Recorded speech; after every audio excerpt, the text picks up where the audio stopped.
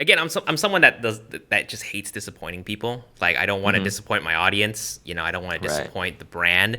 So it's just trying to like navigate through that middle ground where it's just like, okay, got to keep the brand happy, got to make sure the views are there, making sure, it's engaging, as well as making sure like, hey, like I'm not selling out to my audience. It's just like this is something that needs to be done to kind of keep the channel going. So it's always that fear of finding that middle ground for everybody, and that's something that stressed the crap out of me. It's just like, like I don't want to make it look like I'm just taking money for no reason. So I think this is a conversation that we've had a couple weeks ago that wasn't really on a recorded form of podcast, but it's just like I've been trying to shift my mentality to just sort of own it. Just be like, hey, if Right. it's sponsor or if it's an advertisement, just, make it abundantly clear. There's no reason to hide it. There's no reason to try to like, make the integration organic, because at the end of the day, it's still sponsored. It's still an advertisement. So just kind of own up to it. So I just recently shot an integration and I just kind of played it up. I was like, look, this is an LED light, and this is an ad and this is what it does. And hey, thanks for watching, and just kind of like showing to the audience that's like, the money that we're taking from these brands and these sort of sponsorship kind of just goes back into funding the channel, whether it be through getting better gear, getting, everything to be professional, like a lot more higher quality in terms of production quality is what I'm trying to get at. Well, it's kind of the livelihood of your channel and also what you do.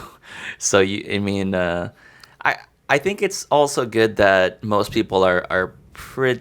I would imagine most people at this point are not offended necessarily by integrations anymore. Like, they're pretty used to it, in that sense. Like, it's not like an abnormal thing. Like, everyone hears a Squarespace integration or Yeah. a VPN integration, or like everyone's used to it already at this stage of the game to some degree. So, I think for me originally it was like a very apprehensive thing when I would see them in the beginning. Yeah. When it started showing up in the very early onset, when these companies were reaching out to me, I'm like, what is this? What's going on here? But it's interesting. But like for me, like I said, it's just the stress. I just don't know if it's worth it's worth Well, worth the stress. walk me through it. I mean, I feel like you and I kind of share that same stress, but walk me through it again, because I know you kind of brought it up in the video that you've made, that you talked about, Right. like, why you work off YouTube for a bit. And I know you kind of took on a couple of Squarespace deals. I mean, like, what went through your brain when you were accepting it, and what was it that What was the first time they reached out to me? What's interesting was that I didn't know sort of this was probably like 3 years ago, three and a half three years years ago. ago? No way. I feel like you Yes, were doing it Squarespace. last year. No, no, Wow. no, no. When they first reached out to me, they reached Mm-hmm. out to me twice. The first Mm. time was, I think, around 2017, 2018, and I didn't know what the hell to do. I didn't know what to price it because they were asking for a certain amount, and then I reached out to Manny, and I was asking Manny, I'm like, "Hey, Manny, what do I do? You've been doing this whole thing for a while now." And he gave What's me the some secret number I should be he getting? gave me some point. He suggested some things, and then I threw out some numbers to Squarespace and everything, and then they okayed the amount. I feel like I lowballed it, to be honest with you, It's but okay. they were totally okay with it, and so I was like, okay, great. Now I got to make the videos. And then the funny thing is, when they contacted me, it was one of those times when I had a lot of projects to do that I couldn't concentrate. Like, I had a hard time like, this is my personal issue, is that I can't concentrate on multiple projects at once. It's really difficult to. I don't know if that's something you deal with. Absolutely. Um, See, I can't do that. I'm a very focused person on one thing. So, like right now, I have to do that graduation video. I've been spending a lot of time on. I've been digging back to like 4 or 5 years worth of content, like tens of thousands of images, hundreds and hundreds of video clips, trying to put something together. And it's a pretty big project. Like it's really hard to distract my brain. Like my brain can only focus on one task, and that's typically what happens with me. It's like so for me during that time frame, we're kind of wrapping up the year. Like we're kind of I think we're towards the end of the school year for me, and so I had some other larger projects at work, and so it was hard for me to convince. It's weird. I don't know. Let me know if you have the same thing. It was really hard for me because I knew okay I need to have 2 videos for this month, and then another 2 videos for another month or something like that, whatever the agreement was. And it was hard to wrap my head around, okay, I have all this stuff I got to do, take care of for work, but I need to make this video for Squarespace. But since this is the first time I'm doing something with Squarespace, I needed to make it really good. That was the mindset that I had. I was like, okay, crap. I told them that my video is averaging X number of views. So they're going to expect something around that ballpark that I was telling them about. And so I was like, crap, what kind of content am I going to do? And I guess I overstressed the whole matter to the point where it crippled me. It 100% crippled me. And I just never ended up producing the videos. And I kind of delayed it with them. And I told them, hey, I couldn't get it done. But after a while, like I just said I couldn't do it. I just couldn't do the videos.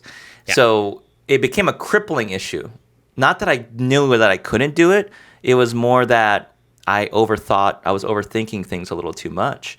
And I thought if I didn't perform at that level that I thought I could produce, like when you have a really high performing video, you're like, okay, cool, maybe I can knock something out, make it a really good video.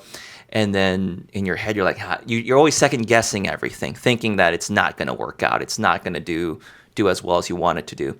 And I think that's what ended up happening for me that first rodeo with Squarespace. And, that didn't pan out the way I wanted it to. So.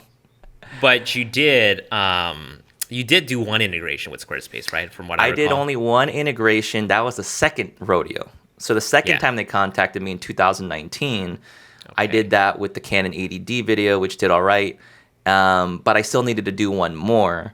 But it was, again, another one of those situations where it landed in a time frame when I had a lot of large projects that I was doing at work. And I just couldn't. I was dealing with that same level of fear again, and it crept back up again. That was the issue. It was like it kept creeping up. It's not that. The funny thing is, this time I did try. Like I actually put the effort. Like I made that video. And I was like, okay, great, I got that one in, and I was in the process of making the second one already and putting that out. But I didn't feel like halfway through, I didn't feel like I was good enough, and so I kind of just scrapped the idea. It was like a tutorial video or trying to demonstrate something, and I just said, nah, it's not working out, and I think I overthought the whole thing, and it just kind of fell through because of all the other stuff I was thinking about during that time frame. And then that's kind of when that whole thing I was mentioning about how the YouTube thing kind of crept back up into my life when I was trying to kind of put I was trying to put the whole YouTube thing on the side. And then because of the sponsorship thing, it literally hit me back in the face. Before that, I wasn't stressed until I got that request from Squarespace. And all of a sudden that stress came right back about the YouTube stuff. And I was just like, okay, this is exactly why. And I was thinking about it. I was like, this is exactly why I was dreading all of this. It just kind of crept back in. But, that was the hard part. I don't know. I'm sure I could have handled it, and I was overthinking it.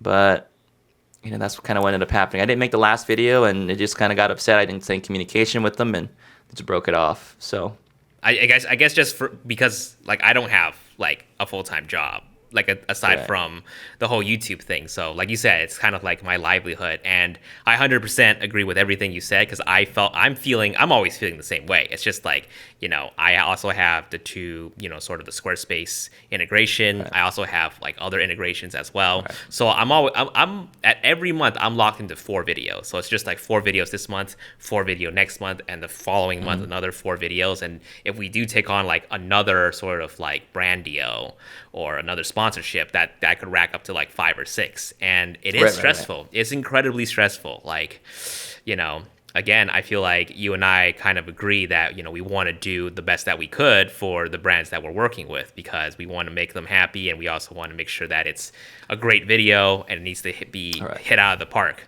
So a lot of what sort of the companies that I work with sort of expects almost like 30,000 views per video, minimum Okay. at least to make Right, it worth right. their while, right? And I was stressing about that. And all throughout 2019, I was just like pumping, videos, making sure I'm tying all these integrations to videos that I know are going to be bangers. And a lot of times, the numbers either hit their mark, barely hits the mark, or overshoots the mark, which is great. There's nothing Right, wrong with right, right. that. But when there is one video where it's like, I'm just like 5,000 views away, or even worse, 10,000 views away. I panic. I'm just like, shoot, like Right. what am I gonna do? Like, are they gonna cancel on me? I'm like, freaking out. I'm just like, Have you ever had a situation where a company that you're doing the integration for, Jason, that you don't meet the numbers? Do they get on your case about it, or is it they're cool with it and they just expect you to do better next time? Surprisingly, I don't think I can recall at any point a brand was just like, "Oh, you didn't hit your numbers." We never had that conversation. To be completely honest with you, like that, I can So it was tell you, okay. I can tell you this past year, maybe at least 5 or 6 videos didn't hit their marks, and I wouldn't say completely cool with it, but like I said, I'm starting to let that go. It's just like, like whatever. I'm sort of shifting that mentality to be like, okay, number one, I got to make sure I'm making the videos that I want to make first and foremost, right? Because Right, right, right. if it underperforms at the end of the day, it's like, okay, at least it's a video that I wanted to make. Whereas if I made a video that I didn't want to make and it underperforms, it makes me feel really, really crappy. And that's definitely happened a lot of times last year. So this year it's just like, yeah, well, I did tie with an integration of some sort for a sponsor or for a brand, and it did underperform, but I haven't, gotten any sort of talk or any sort of lecture or anything like that. There wasn't anything else. I felt like if it did happen, and I'm sure it did, it was just like, oh, if you could just briefly mention us again in a different video, that'd be great. There wasn't any sort of like consequences or any sort of reprimanding. I keep making it sound like they're above us. They're definitely not above us. It's definitely more of a You know, partnership. I mean, But yeah, if I think if you look at it a certain way, I mean, for them, it's just a part of their advertising budget too. At the end of the day, yeah, I mean, it's really absolutely. just part of their business, right? So they're just taking that advertising budget into consideration, and it's going to be hit and miss. It won't be. I don't think. I would assume it's not going to be perfect for everybody, but obviously what I did was horrible in that regards. But about just like dropping the ball on the company. But yeah, I would imagine it's just part of their advertisement thing, and I kind of wish I kind of thought of it that way and not to stress out too much. It's like, hey, if I hit it, I hit the mark. If I don't, I don't. Yeah, And they either like you for who you are and what you can provide for them and the potential you have, or just kind of skip it. So yeah. I had a friend that was sort of telling me the same thing. He's in the industry, and he's just like, I tell him the same concern. I'm just like, dude, what if I don't hit the numbers? Like, I'm like, yeah, I don't want to like do bad. I don't want to do bad by anybody. And he's like, who cares? Like, well, number one, the brand chose you for a reason. They definitely, like you said, like they like what you do. They took a risk on you, so it's partially on them if you don't do well because they took a chance on you. It's up to sort of the brand to do their due diligence to research and make sure that you are someone that kind of fits their advertising. And I was like, okay, I guess that makes a lot of sense. So for the full episode of this Monday Offline podcast, check out the link in the description box below. And if what we talked about in this highlight clip resonated with you, let us know in the comments. For more highlight clips like these, be sure to subscribe to this YouTube channel and stay tuned.